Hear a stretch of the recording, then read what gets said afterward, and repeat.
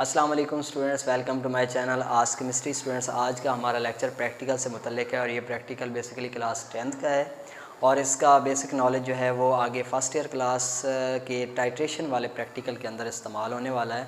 तो लिहाजा यहाँ पे जो बेसिक ग्राउंड नॉलेज है इसको आपने अच्छे से समझना है। टाइट्रेशन वाले उस कंसेप्ट के अंदर किसी भी नॉन मोलैरिटी वाले सोल्यूशन से किसी भी अननोन सोल्यूशन की मोलैरिटी को फाइंड आउट किया जा सकता है। यहाँ पे मुख्तलिफ मोलैरिटी वाले सोल्यूशन को बनाना जो है वो सीखा गया कि कैसे बनाया जा सकता है। हमारे पास जो प्रॉब्लम है वो ये है कि 100 सेंटीमीटर क्यूब सोल्यूशन हमने बनाना है जिसके अंदर जो मोलैरिटी है सोल्यूशन की वो 0.1 हो, वो 1 हो या 2 मोलर हो। ठीक है। अच्छा, इसके लिए हमें आगे मुख्तलिफ़ किस्म के केमिकल दिए जा सकते हैं जिसमें कास्टिक सोडा, सोडियम का हाइड्रोक्साइड हो सकता है, सोडियम कार्बोनेट हो सकता है, ऑक्सालिक हो सकता है, HCl हो सकता है। वेरियस किस्म के और केमिकल्स हैं जिनके डिफरेंट स्पेसिफिक मोलैरिटी वाले सोल्यूशन बनाने के लिए हमें कहा जा सकता है।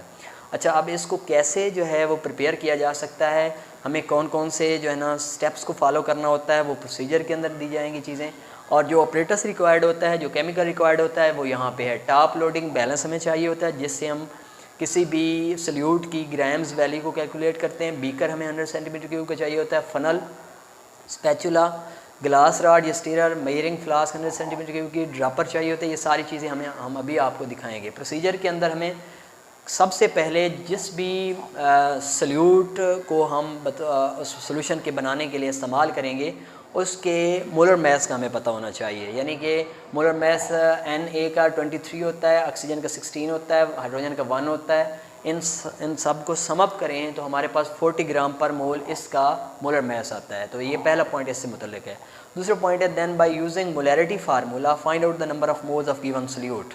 यानी कि जिस मोलैरिटी का आप लोग सोल्यूशन बनाना चाह रहे हो उस मोलैरिटी के सोल्यूशन बनाने के लिए उसके अंदर नंबर ऑफ़ मोल्स जो हैं वो कितने रिक्वायर्ड हैं वो हम यानी मोलैरिटी फार्मूला को इस्तेमाल करते हुए निकाल सकते हैं। अब मोलैरिटी क्या होता है? मोलैरिटी होता है number of moles of solute over are in 1 decimetre cube of solution.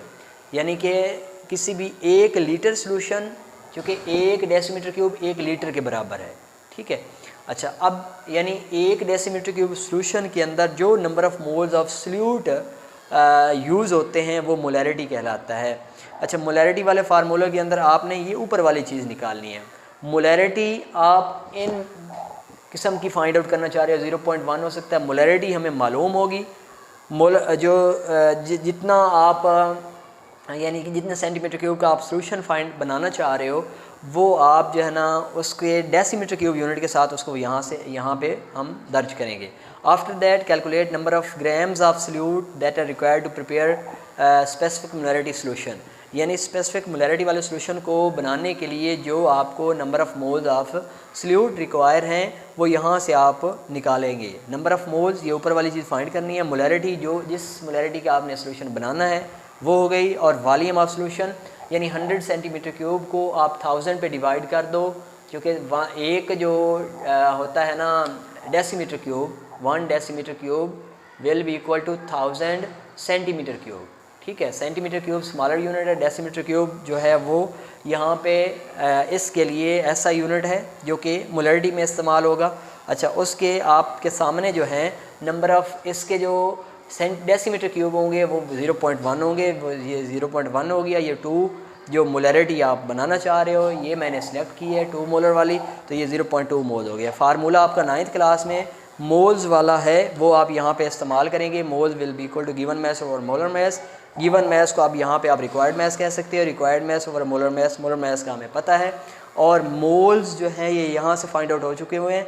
0.2 is equal to required mass, ये वाला हो गया जो हमें चाहिए 40।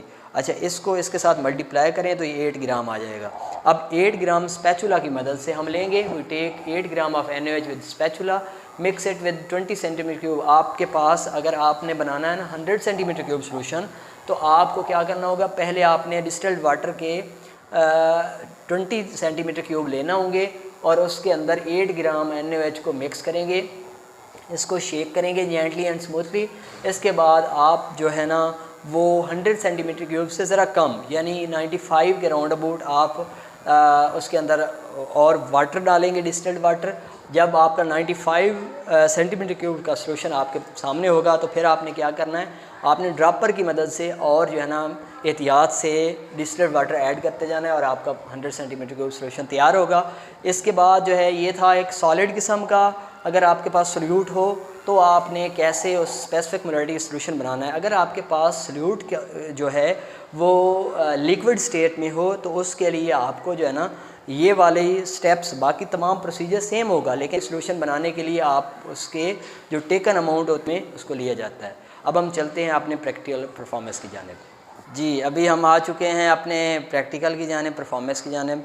वहाँ पे लिखा हुआ था टॉप लोडिंग बैलेंस चाहिए होता है। टॉप लोडिंग बैलेंस ये आपके पास है, आप देख सकते हैं ये टॉप लोडिंग बैलेंस है, आपने ये रखा। इसके बाद आपने क्या करना है, इसके अंदर जो है ना वो ले लेना है 8 ग्राम ऑफ NaOH ले लेना है। 8 ग्राम ऑफ NaOH ये आपके सामने सोडियम हाइड्रोक्साइड है। सोडियम हाइड्रोक्साइड की जो रिक्वायर्ड क्वांटिटी है 2 मोलर सोल्यूशन बनाने के लिए वो 8 ग्राम है। 8 ग्राम आपने यहाँ से ले लेना है, ये स्पैचुला है। स्पैचुला की मदद से आपने जब 8 ग्राम इधर इसके अंदर लेना है तो इसके बाद आपने उसकी इधर से रीडिंग देख लेनी है। जब 8 ग्राम पूरा हो जाए उसके बाद आपने इसको उठा के ना उस यहाँ पे इस बीकर के अंदर 20 सेंटीमीटर क्यूब आपने डिस्टिल्ड वाटर ले लेना है। ये डिस्टिल्ड वाटर है, डिस्टिल्ड वाटर में आपने 20 सेंटीमीटर क्यूब लेना है जस्ट, और उसके बाद यहाँ से जो कैलकुलेटेड अमाउंट होगी उसको उसके अंदर डाल देना है। ठीक है, 8 ग्राम यानी 2 मोलर सोल्यूशन अभी आप फ़िलहाल बनाना चाह रहे हो इन 100 सेंटीमीटर क्यूब ऑफ सोल्यूशन के अंदर 2 मोलर सोल्यूशन। अच्छा, इसके बाद आपने क्या करना है, इसको जेंटली आपने शेक कर लेना है। शेक जो है आप गिलास राड की मदद से या स्टीरर की मदद से आप शेक कर सकते हैं। शेक करने के बाद जो आपका सोल्यूशन होगा वो प्रिपेयर हो चुका होगा 2 मोलर सोल्यूशन। इसी तरीके से आप अगर जैसे कि आपके पास HCl है, हाइड्रोक्लोरिक एसिड, हाइड्रोक्लोरिक एसिड के पास ड्रॉपर है, ड्रॉपर की मदद से आपने यहाँ पे इसके अंदर पहले इसको प्रेस कर लेना है ड्रॉपर को, फिर आपने इसके अंदर डिप करना है और जो वॉल्यूम आपने वहाँ से उस फार्मूला से निकाला होगा वो वॉल्यूम आपने इस ड्रॉपर में ले लेना है और वो वॉल्यूम आप लेके उस जो आपके पास डिस्टिल्ड वाटर होगा उसके अंदर आप डालेंगे तो उससे फिर आपका एक स्पेसिफिक मोलरिटी वाला सोल्यूशन आपका HCl का बना होगा। इसको हम नेक्स्ट लेक्चर के अंदर कास्ट करेंगे, आपके सामने प्रेजेंट करेंगे कि अगर आपके पास जो सोल्यूट है वो लिक्विड नेचर का हो तो फिर उससे आप लोग कैसे बना सकते हो स्पेसिफिक मोलरिटी का सोल्यूशन। कल तक अल्लाह हाफिज़।